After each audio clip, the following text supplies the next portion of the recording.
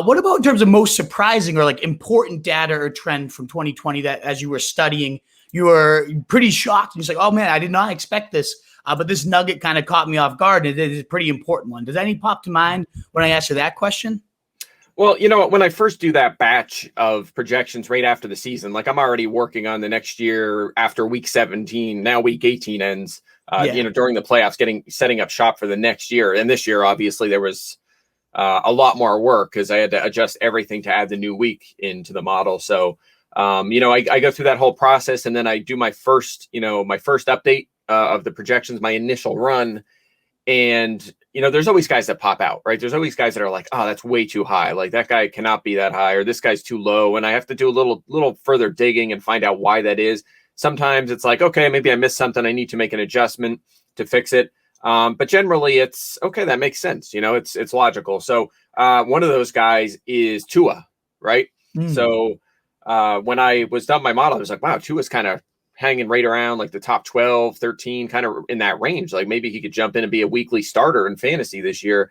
But you look at the success of the rookie quarterbacks last year, relatively speaking, right? And by that, I mean, relative to rookie quarterbacks over, say, the past decade. And they all did a very good job. Like Tua was around mid-pack in efficiency. Joe Burrow, about the same. Justin Herbert was obviously off the charts. He was outstanding. But the league as a whole, scoring was up, quarterback play was up. So it kind of overshadowed just how well this rookie class did. And again, Tua, including rushing, had 14 total touchdowns, only 5 interceptions.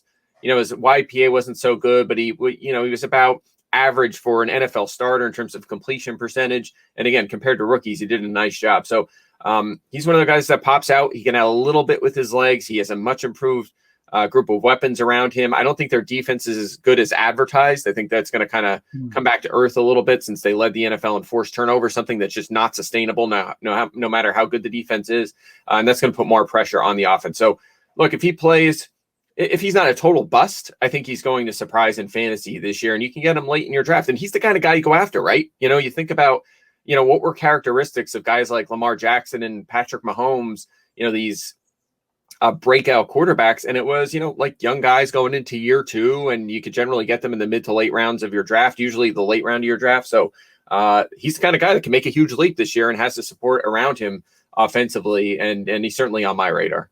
Absolutely. If Waddle and Fuller can both stay healthy, that speed they've added, both, going deep and then after the catch as well, I could see some huge things from Tua with those new weapons upgraded, plus the division getting better as well. More competition, more points, as we keep kind of emphasizing other teams that you're facing, the opponents play just as big of a role. So fantastic. I'm with you there. I think Tua is significantly undervalued. What is up, you fantasy wolf? Thanks so much for tuning in. If you haven't already, share your thoughts in the comments, check out some more videos, and join the newest Wolfpack by subscribing below.